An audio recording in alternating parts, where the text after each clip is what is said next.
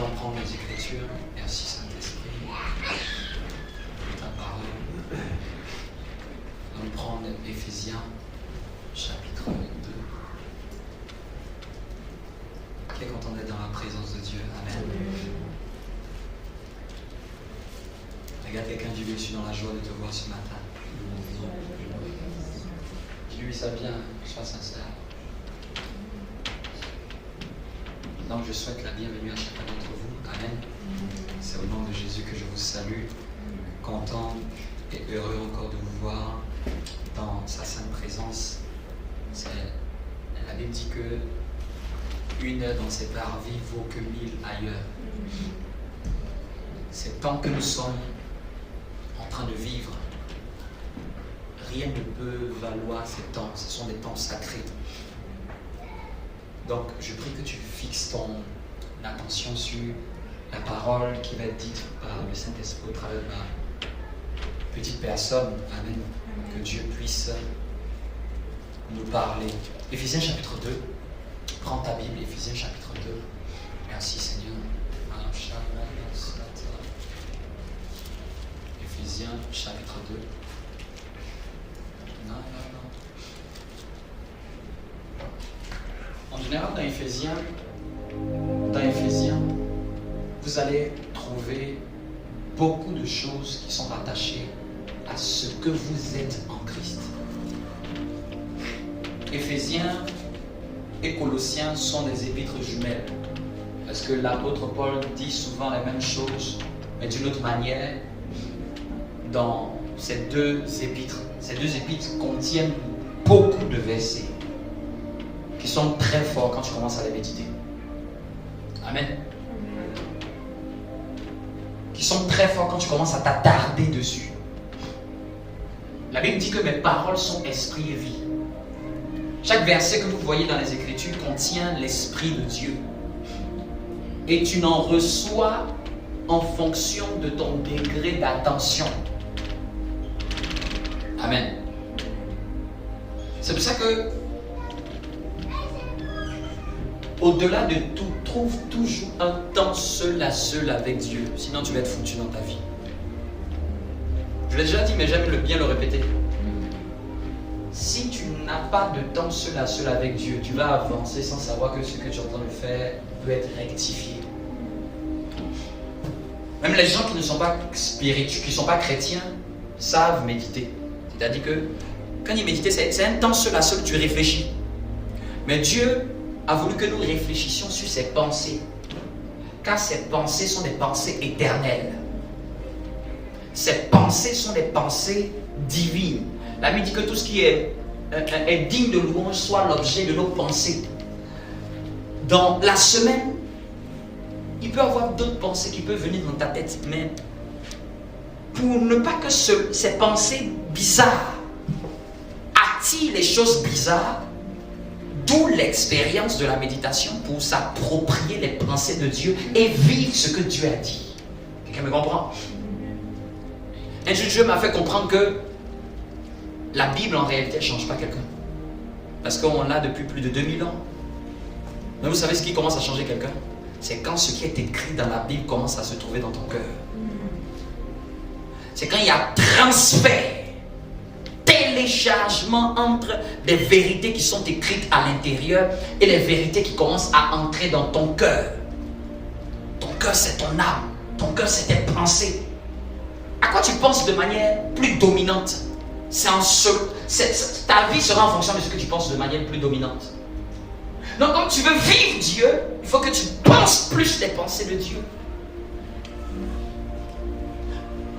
Parce que dans le monde spirituel, on attire ce à quoi on a l'habitude de penser le plus. On attire à soi ce sur quoi on est le plus focalisé. Si quelqu'un est focalisé pendant une période sur la foi, vous savez ce qui va se passer? Dites-moi, qu'est-ce qui va se passer? Il va enfanter la foi. Ce sur quoi tu fixes ton attention dans le royaume, tu l'attires à toi. Amen. Quand on est petit foi en Christ, Dieu nous permet de demander et l'on nous donnera. Quand on commence à grandir, demander n'est plus pour les enfants.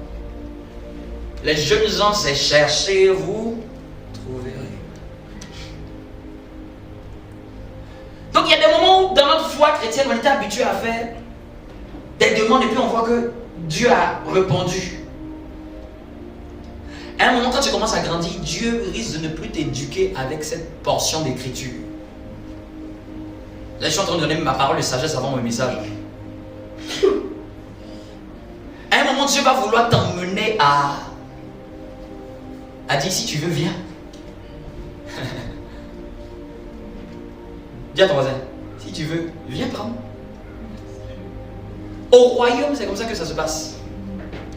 Si tu veux, viens. Si tu as envie, viens. Si tu as soif, bois. Si tu veux, monte ici. Quand Dieu veut nous faire grandir, il dit, si tu veux, viens. Si ça t'intéresse, prends. Laissez-moi vous dire, les choses de Dieu, ça se prend. Ça se prend à ta foi. Mais une foi violente.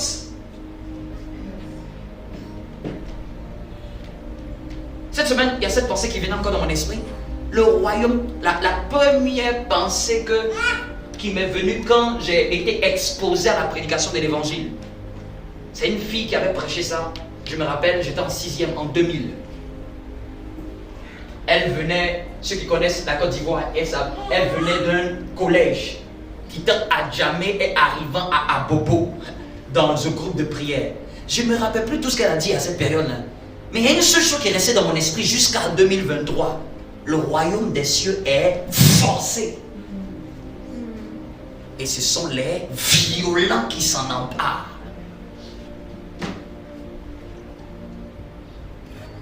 Dis à ton voisin, tu cherches Dieu à quel point?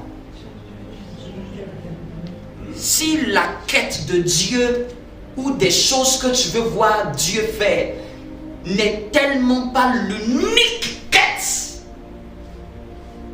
des choses qu'on risque de saluer de loin. Pour que quelqu'un réussisse, il faut qu'il se fâche avec lui-même. La véritable utilité de la colère que Dieu a donnée, c'est pour que nous l'employions pour que ça soit un moteur. C'est juste le diable qui nous a montré la mauvaise manière. Il a cru que le diable a montré à Caïn que c'était sur Abel qu'il fallait mettre.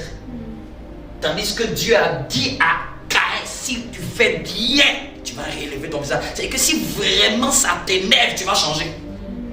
Si vraiment cette circonstance-là qui n'a pas été favorable pour toi, si tu fais bien, tu vas pouvoir t'en sortir.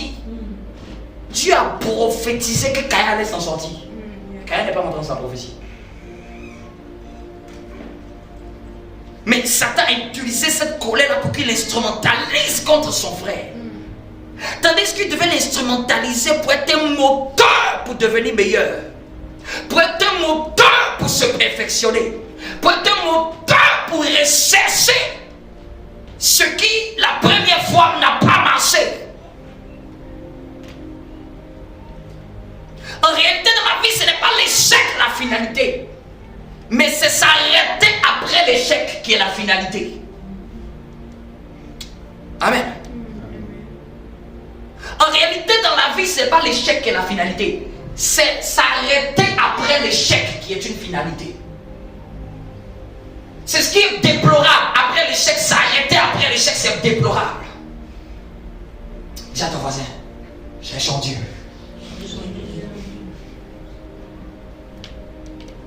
Nous sommes porteurs des promesses de Dieu.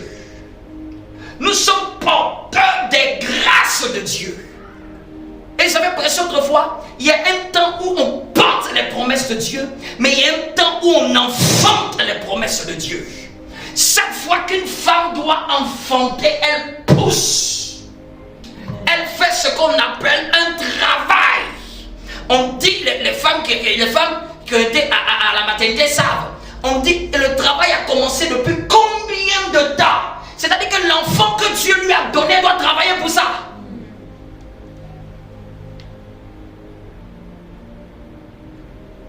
Quelqu'un me lit Éphésiens 2, verset 10. Pendant que j'entre, le Saint-Esprit m'emmène dans quelque chose d'assez particulier pour nous ce matin. Ouais. Car nous sommes son ouvrage. Car nous sommes son ouvrage. Ayant été créé en Jésus-Christ. Ayant été créé en Jésus-Christ. Attention. Il dit car nous sommes son ouvrage. C'est-à-dire que si vous demandez à Dieu, si on demande à Dieu, quel est ton ouvrage? Il dit c'est nous. C'est nous qui sommes son ouvrage. Parce que laissez-moi vous dire, quand Dieu a décidé d'être roi, il n'a pas décidé d'être roi en étant seul. Il a décidé d'être roi en régnant sur des sujets. Dieu a créé deux dimensions. Il a créé des sujets célestes et il a créé des sujets qui vont être sur une terre. Dans les cieux, il a créé les anges, des sujets célestes invisibles. Mais il a créé une deuxième sphère, une deuxième catégorie d'individus qu'il a placé dans un territoire à dimension spirituelle et physique. Nous sommes son ouvrage. Dis avec moi, je suis son ouvrage. Souvent quand on regarde tout, quand tu parles à la défense, tu regardes tout, tu dis waouh. Mais quand Dieu regarde notre vie, il dit waouh. C'est ça qui l'émerveille. Les anges regardent nos vies et disent waouh. Quand on place les buildings, on place la tour, les plus grandes tours. Ça n'existe pas devant les yeux des anges. Ce qui a du reflet, ce qui parle, ce qui a du poids, ce qui émerveille, ce qui étonne jusqu'à aujourd'hui les anges, c'est quelle est cette créature qui ressemble le plus à papa? Ça n'a jamais, les anges n'ont jamais vu Dieu. Donc la seule espèce qu'ils ont vue à l'image de Dieu, c'est nous. C'est-à-dire qu'ils nous voient, ils ont une image de ce que Dieu est. Si Dieu nous a donné une tête, c'est que Dieu a une tête. Si Dieu nous a donné des narines, c'est que Dieu a des narines. Dieu sent les choses. Si Dieu nous a donné un cœur, il dit mon cœur ne prendra point plaisir. Dieu a un cœur. Si nous avons des pieds, c'est que Dieu a des pieds. Amen. Quelqu'un me comprend? Il y a un psaume où David dit que le souffle de ses narines, c'est-à-dire que Dieu a des narines. Viens ton voisin, je suis à l'image de Dieu, je suis son ouvrage. Continue. Donc, a été créé en Jésus-Christ pour de bonnes œuvres que Dieu a préparées d'avance afin que nous les pratiquions. Donc nous sommes son ouvrage. Nous avons été créés en Jésus-Christ pour de bonnes œuvres. Mais que Dieu a préparé d'avance afin que nous les. Donc, Dieu nous dit, en étant son ouvrage, qu'il a préparé d'avance. C'est comme si, l'image qu'il me donne, quand un enfant doit naître, les parents commencent à faire le lit, à décorer la chambre, amen, en attente de la réception de l'enfant. Les parents commencent à préparer des choses avant même que l'enfant ne soit. En réalité, en fait, c'est comme ça. Il dit qu'avant que nous soyons, il avait préparé d'avance des œuvres. Dis avec moi les œuvres. Et ces œuvres-là, ce sont ses œuvres. Ce ne sont pas nos œuvres. Ce sont des œuvres qu'il a préparées d'avance. Laissez-moi vous dire la bonne manière de comprendre œuvre. Œuvre, c'est travail. Œuvre, c'est une tâche. Œuvre, c'est des actions. Donc Dieu dit qu'il a préparé un travail. Il a préparé une tâche. Et il a préparé de bonnes tâches. De bonnes tâches. Avec moi, il y a de bonnes tâches que Dieu a préparées pour moi. D'avance. Pour que je puisse les pratiquer. La foi, nous sommes sur terre. Parce qu'il y a des œuvres qui veulent s'exprimer en nous. Nous sommes sur terre parce que nous sommes comme le gant de Dieu dans lequel Dieu met sa main afin d'exprimer son désir, afin d'exprimer son but. Amen. Quitter la terre sans avoir accompli le but de Dieu, on va être frustré. C'est pour ça qu'il y a beaucoup de gens qui accomplissent beaucoup de choses, mais ils sentent une frustration dedans d'eux. Parce que cette frustration-là répond au fait qu'ils n'ont pas répondu à la manifestation des œuvres. Mets la main au niveau de ton ventre et dis, il y a des œuvres en moi, il y a des œuvres en moi.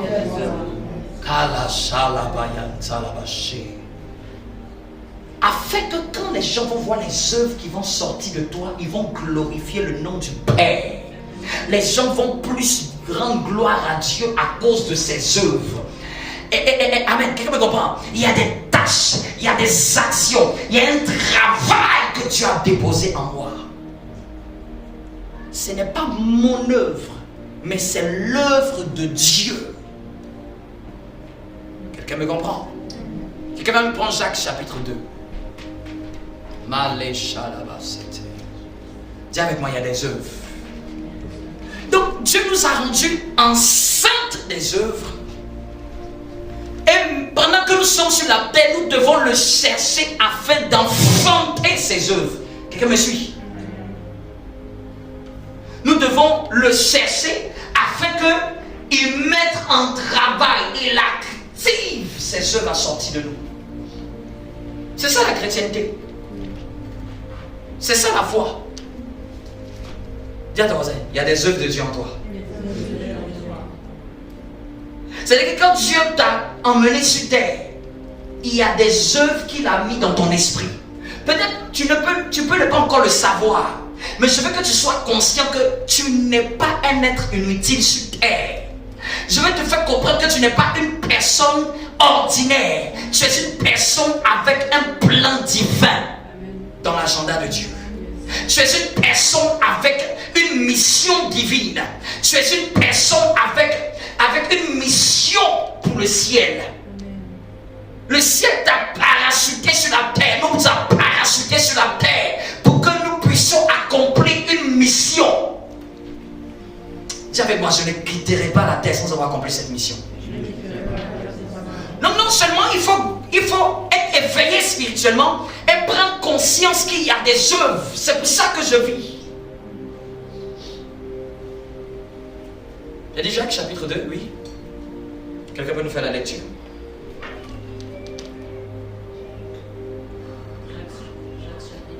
Jacques chapitre 2. Mes frères, que votre foi en notre glorieux Seigneur Jésus-Christ soit exempte de toute acception par beaucoup de personnes.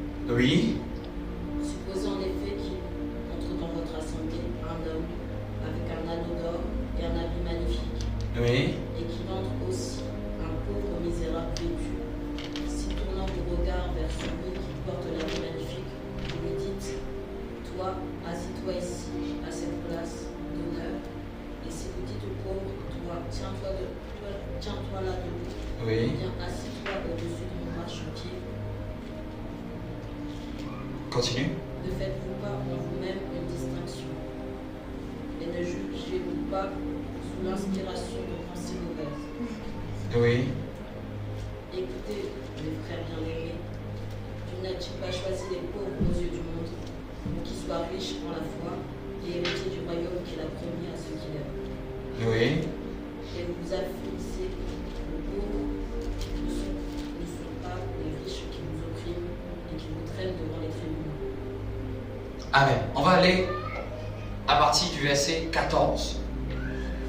Dans le chapitre 2, c'est la partie qui va commencer à nous intéresser. Je vais lire pour gagner du temps. Est-ce que tu le suis? Amen. Donc Jacques chapitre 2, à partir du verset 14. La Bible dit que, frère, que sert-il à quelqu'un de dire qu'il a la foi s'il n'a pas l'air? Donc on a dit au début que Dieu dit que nous sommes son ouvrage pour lesquels il nous a préparé d'avance des œuvres. Nous sommes sauvés par la foi, mais pour des œuvres. Et ici l'apôtre Jacques vient corriger une mauvaise compréhension. Parce que tout le monde aime dire c'est par la foi, je suis sauvé par la foi. Mais en réalité, la foi chrétienne n'a que son essentiel se suit dans les œuvres. La foi chrétienne n'a que son accomplissement si elle coule dans les œuvres. La foi chrétienne n'a que son paroxysme. Si après avoir été passé par la foi, j'achève par les œuvres. Nous sommes sauvés par la foi, mais pour des œuvres. Quelqu'un me comprend? Donc si je suis sauvé par la foi pour des œuvres, ma foi ne doit pas s'arrêter à simplement ma foi. Elle doit poursuivre pour aller dans les œuvres pour lesquelles ma foi a été donnée au départ. Non, il y a beaucoup de chrétiens qui restent dans « j'ai cru ». Il y a beaucoup de chrétiens qui restent « j'ai la foi ». Et c'est ici que l'apôtre Jacques nous dit « Mes frères, que sert-il à quelqu'un de dire qu'il a la foi s'il n'a pas les œuvres ?» Il dit « Ça sert à quoi de dire que j'ai la foi si je n'ai pas les œuvres ?» Je vous ai dit, les œuvres, c'est des tâches, des actions, un travail. La véritable foi produit une œuvre. Ça, je peux le noter. La véritable foi pousse à produire des œuvres pour celui qui m'a appelé. Quelqu'un me comprend?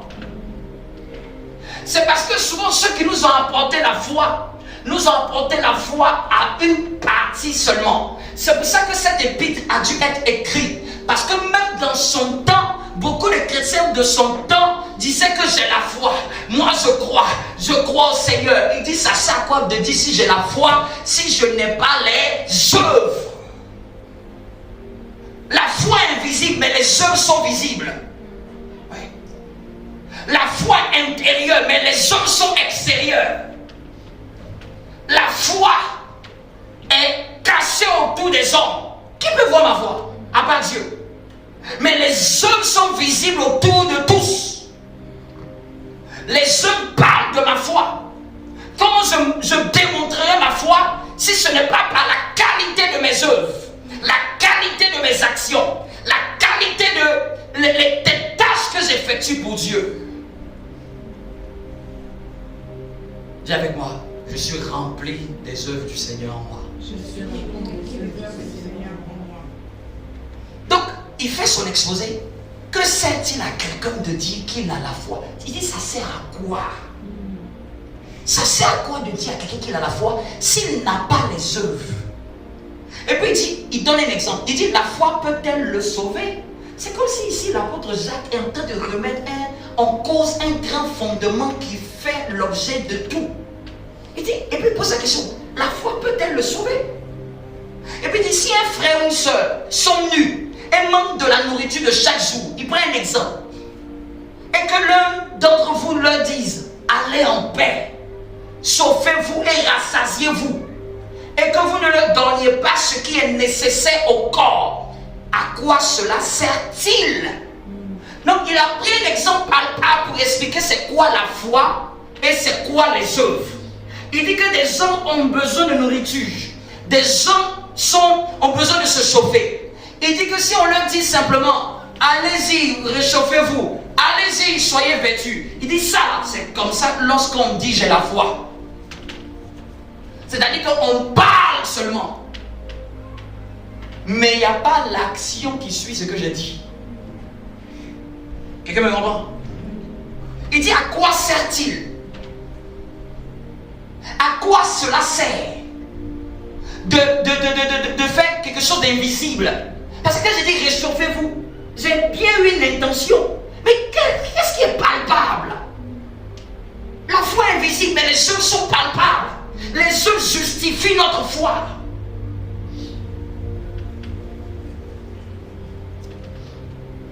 Tu vois ton voisin, tu veux la foi et les œuvres? Tu as la foi ou tu as les œuvres? Tu as la foi ou tu as les œuvres? Pose la question, tu as la foi ou tu as les œuvres? Ici, par ce message, Dieu veut que nous allons au-delà de ce à quoi nous étions habitués, c'est-à-dire la foi. Et Dieu nous fait comprendre, mes enfants, la foi, là, ça ne suffit pas. Ajoutez les œuvres à la foi. C'est en cela que votre foi est parfaite. Il dit, au verset 17, il en est ainsi de la foi. Si elle n'a pas les œuvres, elle est. Moi, je n'aurais pas cru que quand tu n'as pas les œuvres, ta foi. Je croyais que quand tu n'as pas les œuvres, ta foi restait. Depuis que je suis chrétien, je croyais que la foi, c'était tout. Quelqu'un me comprend? Quelqu'un écrit dans la Bible quelque chose qui semble bizarre. Il dit que si tu n'as pas les œuvres, ta foi est morte. Donc je peux avoir une foi morte. Donc je peux avoir la foi et la foi va mourir. Donc je peux transporter une foi qui est morte. Mais j'aurais cru que c'est ça même qui est la force même de mon évangile. J'aurais cru que c'est le fait même d'avoir la foi là. Parce que souvent quand on dit, regardez souvent, on a ce langage là, quand quelqu'un ne sait pas trop où c'en est et puis dit, par la foi. C'est qu'il est en train de dire que, regardez le langage que souvent les chrétiens tiennent. Quand une situation est bizarre, on demande comment ça va se passer, il dit par la foi. Donc il veut dire au fait que sa foi là n'est pas sûre. Parce que c'est comme c'est en bizarre, il est incertain. En réalité, la foi c'est l'assurance, c'est pas l'incertitude. Je vais faire ça par la foi. Non, la foi c'est une certitude. La foi dit quelque chose de précis. C'est pas dans je ne sais pas comment je vais faire par la foi. Donc souvent nous mettons la foi quand on met une incertitude. Qui a dit que la foi là c'est de le mettre dans un contexte d'incertitude? La foi là c'est une assurance. Donc c'est-à-dire que quand on dit ce domaine là, tu parles le langage de foi. Tu dis ce qui doit être. Comment tu as fait pour manger? Par la foi, je vais m'en sortir par la foi. Donc la foi là, nous la remettons dans les contextes où elle n'est même pas appropriée, dans un contexte où on dit même qu'au fait même on ne sait même pas comment ça va se faire. On n'est même pas sûr. Quelqu'un me comprend? Moi j'aurais cru que la foi suffisait. Il me dit que si je n'ai pas les œuvres, ma foi est morte. Ma foi. C'est fort ce que tu dis, Jacques. Ma foi elle est morte. Ma foi, celle que je garde, celle que j'entretiens, celle que je fortifie. Tu me dis que s'il n'y a pas les œuvres, elle est morte. Même si je la garde, ça reste mort. Même si je l'entretiens, ça reste mort. Elle est morte en elle-même.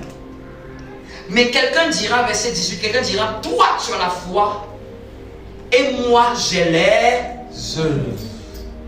Montre-moi ta foi sans les œuvres et moi je te montrerai la foi par mes œuvres.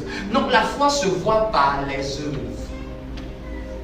Comment tu peux me montrer ta foi? Comment on peut savoir que tu as cru à un si grand Dieu?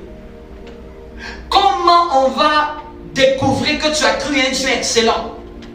Comment on va voir que j'ai cru à un Dieu fidèle? Ça me corrige moi-même. Comment on saura que j'ai cru à un Dieu grand? C'est par les œuvres de grandeur qui sortiront de moi. Je ne révèle que ce que je crois. Je n'exprime que ce que je crois. Ce que je ne crois pas, je ne peux pas l'exprimer. Donc souvent la question, c'est pas demander est-ce que tu as la foi? Il faut demander quelles sont les œuvres de ce que tu crois. Par tes œuvres, par tes actions, on va savoir ta foi. Par tes actions, par ton langage, par tes actions, par tes habitudes, par tes occupations même, on peut définir ta foi, on peut dessiner ta foi, on peut savoir que ça c'est quelqu'un qui ne croit pas. Non, la foi c'est pas dans la bouche. La foi c'est dans les preuves que j'apporte à ce que je crois. Le ciel n'est pas en train de... Le ciel ne regarde pas les slogans. C'est pour ça que j'ai dit le 31. On va prier pour recommander l'année. Moi je n'aime pas les slogans.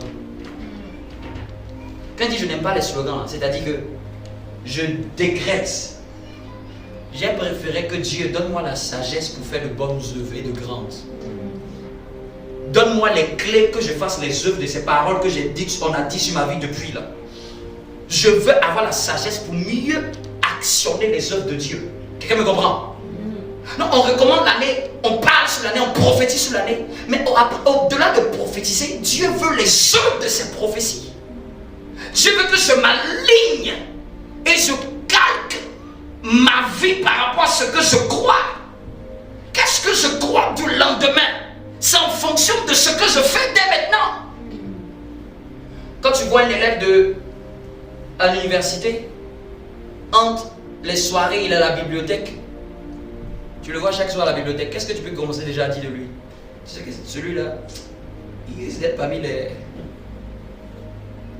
On peut déjà commencer à prophétiser sur lui déjà, n'est-ce pas non? C'est-à-dire que tu n'as pas encore vu faire les examens, mais tu vois ses actions. Tu peux commencer par ses actions à dire que celui-là, il risque d'aller loin. Tu vois les actions où la personne est en train de demander au professeur, maître, ceci, cela, il a l'air zélé. Il a l'air, lui, il est chaud, comme on dit ici, il est chaud. C'est les chauds là qui avancent. Parce que eux, ils en veulent. Ils ne veulent pas rester dans les blabla. Ils veulent pratiquer ce qu'ils ont reçu.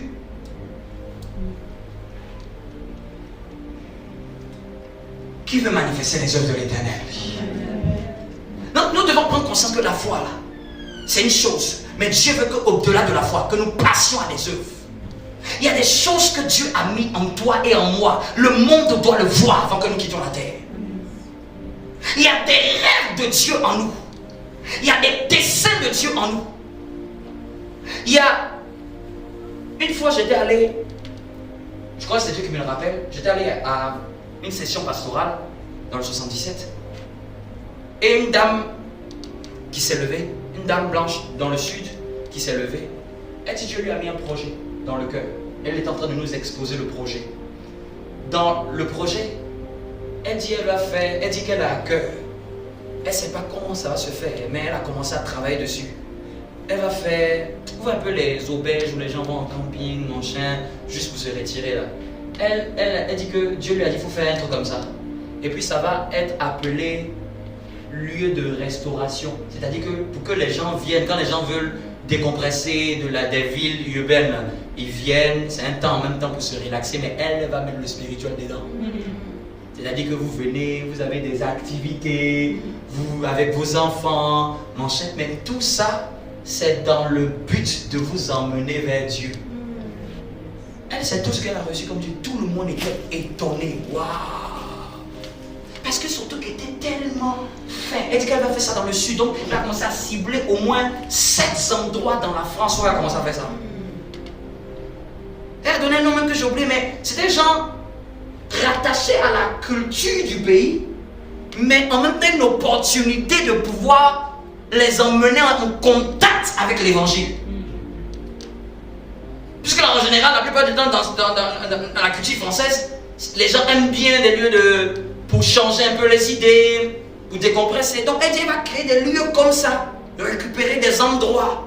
Elle nous montrait des projets comme ça. En fait, j'étais assis comme ça, j'ai dit, waouh, donc, j'étais là comme ça, j'étais stomaqué. J'ai dit, quel projet de Dieu.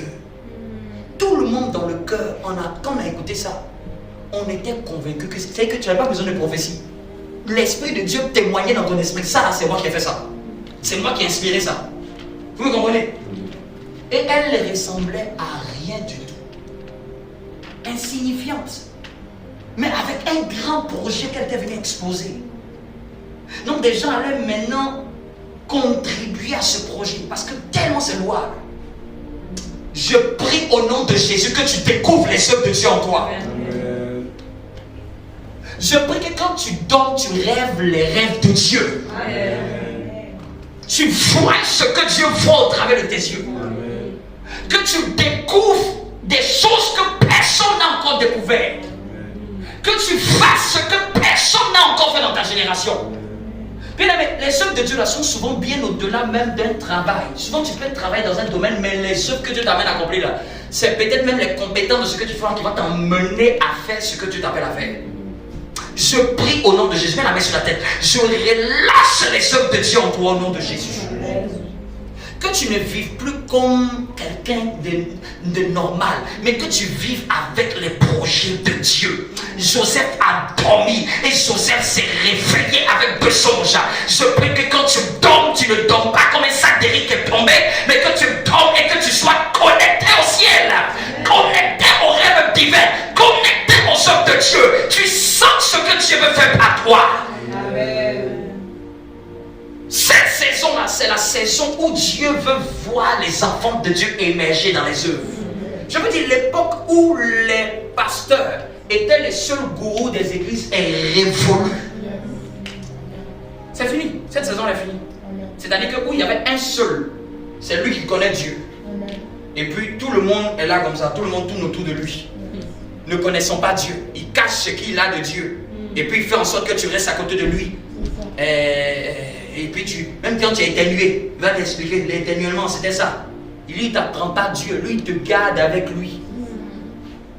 Cette époque-là est révolue. La saison dans laquelle on entre, Dieu veut lever ses enfants. Dieu veut que ce qui est en toi émerge. Dieu veut que ce qui est en toi émerge. Il y a des choses, moi je ne pourrais pas le faire, mais c'est les dons et les capacités que tu as mis en toi qui vont pouvoir le faire. Il y a des choses que Dieu t'a appelé à activer, qui vont répondre à des besoins sur la terre. Sans cela, même ta vie sera glorifiée. Bien-aimé, quand tu prends le sens hors des œuvres de Dieu, tu peux sentir le ciel te résister. Il y a des combats qu'on a, ce n'est pas Satan, c'est Dieu même qui nous résiste. Parce que nous sommes hors de ses œuvres. Souvent, tout n'est pas Satan qui est en train de dire, qui nous bloque, qui nous bloque. Regarde, est-ce que c'est les œuvres que Dieu t'emmène à accomplir, ou est-ce que c'est les œuvres que Dieu veut que tu fasses? Ou toi-même? L'apôtre Paul voulait aller dans telle ville. La Bible dit que le Saint-Esprit nous empêcha. C'était son œuvre. Le Saint-Esprit dit ici, là, tu n'y entres pas. Dieu peut empêcher quelqu'un de ne pas aller là où il voulait aller. Surtout quand Dieu t'aime, tu forces, mais ça ne va pas. Tu as l'impression que c'est le diable. Ce n'est pas le diable, c'est Dieu qui veut que tu ailles dans ses œuvres. Quand les œuvres de Dieu veulent se manifester, souvent tu peux avoir beaucoup d'opportunités contraires à cette œuvre. Parce que Satan, ce qui les redoute le plus, c'est que nous n'accomplissions pas les œuvres de Dieu. Il préfère nous voir seulement prier. Bien aimé, prier là, c'est dans le but de télécharger la force. La force pour faire les œuvres de Dieu. Quand Dieu donne son œuvre, il donne la force pour ça. Et la force, ça se prend dans sa présence. Les œuvres de Dieu, si Dieu te révèle les choses qu'il veut faire avec toi, tu vas dire, Seigneur, je ne crois pas que tu peux faire ça avec moi. Parce qu'une œuvre de Dieu, elle te dépasse. La caractéristique d'une œuvre de Dieu, elle est plus grande que son porteur. Elle est plus grande que celui qui la détient. Si c'est quelque chose que tu peux gérer, c'est que ce n'est pas encore une œuvre de Dieu. Une œuvre de Dieu, si Dieu te dit, tu vas dire, Seigneur, ça c'est pas pour moi, je ne peux pas. Elle paraît grande. Parce que Dieu veut te dire, ce n'est pas toi qui vas le faire, c'est moi qui vais le faire en toi et par toi. Et tu dois rester chargé à ma présence pour avoir l'énergie pour faire cette œuvre. L'œuvre de Dieu elle est très spirituelle. Très spirituelle. Très spirituelle. Pendant que je parle, j'ai une impression qui m'est venue dans l'esprit. Il y a des gens dans des visions, ils vont même avoir un lieu de prière. Ce lieu de prière, là, Dieu va te dire de le prendre. Et quand tu seras dans les prières, c'est comme si tout le réseau satanique ne passe pas dans l'endroit. Hein? Il y a des gens comme ça. Dieu lui dit, achète ça et prends et prie ici. Pendant qu'il prie ici, toutes les œuvres des satanistes dans l'atmosphère, dans le périmètre ne marchent plus.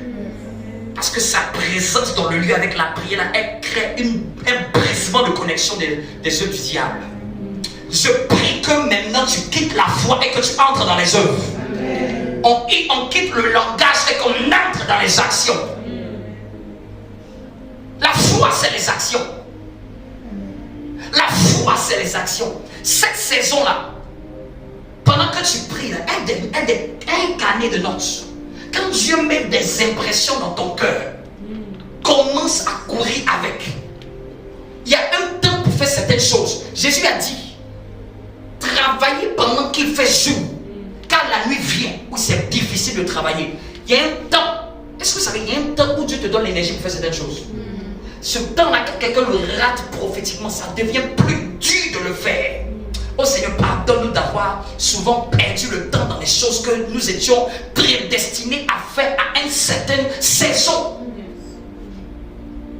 Quand Dieu te met dans le cœur là, fonce.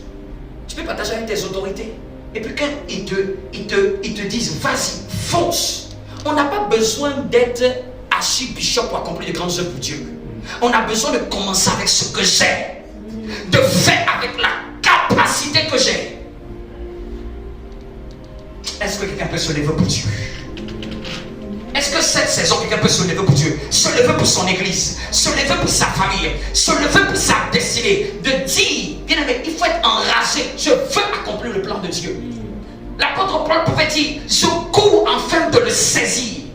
Je ne veux pas avoir couru en vain. Je cours en train de remporter. Il voyait l'œuvre de Dieu comme étant une course. Dans le but de remporter le prix de la vocation céleste. Il y a quelque chose que Dieu m'attend à viser. Amen. Tu peux devenir une autre version de toi qui va surprendre les gens autour de toi. Une version plus bénissante. Une version qui arrose plusieurs. Je continue encore son texte. Il dit, verset 18, mais si quelqu'un dira, toi tu as la foi, moi j'ai les œuvres. Montre-moi ta foi sans les œuvres et moi je te montrerai la foi par mes œuvres. Je te montrerai ma foi par mes œuvres. Je te montrerai ma foi par mes œuvres. Donc la foi là, ça se montre. Ça se montre par quoi? Par mes œuvres. Tu crois qu'il y a un seul Dieu, tu fais bien. Les démons le croient aussi. Et ils en tremblent. Donc il te dit, même les démons croient que Dieu existe.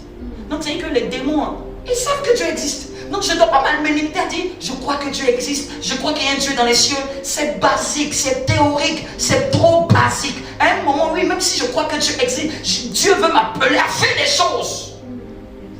On a dit depuis les dimanches derniers, chaque fois que Dieu se révèle à l'humanité, c'est pour toujours vouloir relâcher ses desseins au travers de l'humanité. Il y a des familles qui attendent ta maturité. Il y a des destinées qui attendent ton émergence. Il y a des jeunes qui attendent ton émergence. Je prie au nom de Jésus-Christ de Nazareth, ce qui est en toi émerge dans cette saison. Mais la mère là, elle commence à prier en disant, Dieu Seigneur, je veux cette saison enfanter. Je veux enfanter. Je ne veux plus être dans les théories, dans les bavardages, dans les supputations. Je veux enfanter les rêves de Dieu. Je veux commencer à mettre sur pied des choses que peut-être j'ai mis sur papier, des choses que j'ai mis dans un coin de ma tête, des choses que j'ai rêvées, des choses que j'ai imaginées, des choses que j'ai pensées. Pendant que tu es en train de prier, tu vas voir que Dieu va stimuler ton intelligence. Il va te rappeler des choses. Il y a des gens dont Dieu est en train de mettre des images dans votre imagination. Vous sentez l'image des choses que vous devez accomplir. Vous sentez pendant que je parle les douleurs de l'enfantement, les douleurs de ce qui doit sortir de vous. Vous avez l'image de ce qui doit sortir de vous. Que cette image ne t'étonne pas, que cette image ne te surprend pas, que cette image ne te dépasse pas. C'est Dieu qui veut la faire par toi. C'est Dieu qui veut la réaliser par toi. C'est Dieu qui t'a donné cette image. Ne doute pas de cette image qui est en train de venir dans ton esprit. Mais pendant que je parle, le Saint-Esprit fait ministère. Il emmène ton esprit à certains, vous êtes rappelés de certaines choses qui a très longtemps. Quand je parle de que vous vous rappelez, il a dit que c'est lui qui nous rappellera les choses à venir, les choses oubliées. Le fait que pendant que je parle des œuvres, et puis tu as l'impression que tu te rappelles d'un truc, c'est le Saint-Esprit qui est en train de te le rappeler. Tu te rappelles d'une priorité. Tu te rappelles d'un essentiel qui était perdu de vue. Tu te rappelles d'un but qui était perdu de vue. Tu te rappelles d'une idée. Tu te rappelles d'un projet. Tu te rappelles d'une œuvre. Tu te rappelles d'un rêve, d'une aspiration qui est montée dans ton cœur. Même les circonstances n'ont fait que jusqu'à présent, elle n'a pas pris forme. Mais Dieu me dit de te dire ce matin, il te donne la capacité de pouvoir engendrer cela, d'engendrer ce rêve, d'engendrer ce projet, d'engendrer cette œuvre au nom de Jésus. Souvent, lorsque les œuvres vont vouloir se manifester, l'ennemi des œuvres, c'est la peur. La peur de que dira-t-on? Qu'est-ce qu'on pensera de moi? Je bannis la peur de nos vies au nom de Jésus. La peur, ce n'est pas le côté émotionnel, mais c'est ce qui fait que ça nous empêche de faire et d'aller de l'autre bord. D'enjamber, d'oser. Je prie que Dieu nous donne l'audace pour cette saison au nom de Jésus. Cette saison, il ne faut pas beaucoup de choses. Il faut de l'audace. Cette saison, il faut de l'audace. Il faut de la focalisation. Sois focalisé sur ce que Dieu a mis dans ton esprit. Dieu peut te donner seulement de faire une seule chose. Si tu la respectes, c'est comme ça que Dieu t'ajoute encore. Est-ce que tu sais qu'il y a des portions de miracles qui sont attachées à des accomplissements des œuvres? Il y a des gens que tu vas rencontrer à cause des œuvres que tu auras réalisées. Il y a des gens qui t'attendent, mais tu ne les rencontreras pas tant que ce que Dieu a mis n'a pas encore été manifesté. Est-ce que quelqu'un m'entend? Je prie au nom de Jésus-Christ de Nazareth. Par la sopérasi. Cette saison, soyons focalisés. Quand je parle de focaliser, ne pas être distrait. Parce que la distraction est le deuxième ennemi dans les œuvres. De venir nous défocaliser de l'objectif. Cette saison, ne soyons pas oisifs. Car l'oisiveté aussi est une œuvre de Satan pour nous emmener à ne rien faire. Je ne veux pas conjuguer mes années après année et que les résultats soient maigres. Je veux que de saison en saison, ça soit des pas de géant. La douleur dans les œuvres, c'est le travail. La douleur dans les œuvres, c'est le travail. Mais soyons conscients du prix à gagner pour ne pas perdre de vue le prix à payer. Soyons conscients du prix à gagner pour ne pas perdre de vue le prix à payer. Que Dieu nous donne la force de travailler jusqu'à ce que nous enfantons ces choses. Que Dieu te donne la force pour aller de l'avant. Il y a des gens parmi vous, votre destinée sont beaucoup liées aux familles. Et vous ne le savez pas. Mais il y a des signes que souvent Dieu vous donne. Vous êtes attiré par les valeurs familiales. Souvent quand les valeurs familiales sont renversées, ça vous irrite. C'est un signe de Dieu. Et pour faire ces choses, vous avez besoin de Dieu pour pouvoir le faire. Moïse est resté seulement à la frustration de Dieu. Il a vu les Israélites et l'Égyptien. Tu peux te tenir debout, j'arrive à la fin. Il a vu les Israélites avec l'Égyptien se battre. Il s'est limité seulement à une sensation. Quand il est parti avec la sensation, il a tué l'Égyptien. Souvent, quand Dieu met quelque chose dans ton cœur, ça ne suffit pas pour l'accomplir. Il te faut la force de Dieu pour pouvoir l'accomplir. Il avait voulu libérer Israël tout de suite. Parce que c'était son fardeau. Mais Dieu lui disait, il fallait que j'aie un temps seul à seul avec toi pour que je te donne les capacités, le bâton. Mais il avait déjà senti ça depuis. C'est pour ça qu'il avait un Égyptien battre un Israélite. Il est venu s'interposer. Il avait dans le fardeau. Souvent tu peux connaître des œuvres que Dieu t'emmène à accomplir par ce qui te dérange. Oui. C'est comme si ça t'énerve. Que pourquoi c'est comme ça? Quand tu vois que pourquoi c'est comme ça, c'est quelque chose que Dieu t'emmène à accomplir, à changer, à faire. Tout projet, toute œuvre vient d'un fardeau. Quels sont tes fardeaux? Tu vas discerner les œuvres de Dieu. Quels sont tes fardeaux? Qu'est-ce qui bat dans ton cœur? De sorte que quand tu vois là, ça t'énerve. Tu dis, mais j'aurais voulu faire ça comme ça. Mais ne reste pas la sensation du fardeau. Avec le fardeau là, prie maintenant. Prie maintenant. Ne t'arrête pas une impression. Ne t'arrête pas cette sensation seulement. Prie avec ce fardeau. Et à chaque degré, Dieu va te donner toujours. Fais comme ça. Pousse le pion comme ça. Et petit à petit, tu seras en train de rentrer dans l'accomplissement de cette œuvre. Est-ce que quelqu'un est béni ce matin au nom de Jésus? Lève la main et je décrète et je déclare que tu ne mourras pas sans avoir accompli ta destinée. Aujourd'hui, je ne suis pas venu beaucoup enseigner, mais je suis venu réveiller l'esprit de quelqu'un. Je suis venu dire à quelqu'un, tu n'es pas n'importe qui. Je suis venu dire à quelqu'un, tu as une destinée. Je suis venu dire à quelqu'un, il y a des œuvres. Et la foi commence par les œuvres. La foi s'accomplit dans les œuvres.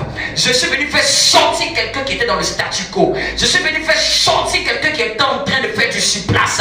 Je suis venu annoncer à quelqu'un que Dieu peut faire avec toi. Dieu peut aller avec toi. Dieu peut accomplir avec toi. Amen. Je suis venu dire à quelqu'un de prendre sa vie au sérieux. Je suis venu dire à quelqu'un de prendre sa vie au sérieux. Je suis venu dire à quelqu'un de prendre sa destinée au sérieux, de prendre les fardeaux dans son cœur au sérieux. Car il y a des gens qui attendent ta manifestation.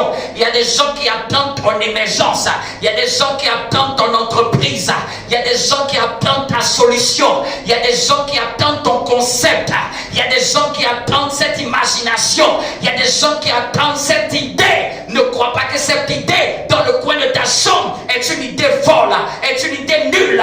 Si tu connaissais le Dieu que tu priais, tu aurais su que cette petite idée que tu méprises dans ta chambre, c'est la graine qui va porter plusieurs. Les gens, vous avez des idées, mais souvent même vous ironisez vos idées. Vous croyez que c'est vous qui êtes fou ou qui avez trop de jugeotes. Vous qui avez beaucoup de jugeotes, qui avez l'esprit qui bouge, c'est l'esprit de la créativité. Considère ces idées. Ne pense pas que parce que tu n'es pas quelque part où tu n'es encore rien, que ces idées-là ne peuvent pas être des grandes choses dans la vie de quelqu'un. Quelqu'un me comprend? Acclame Dieu pour sa parole.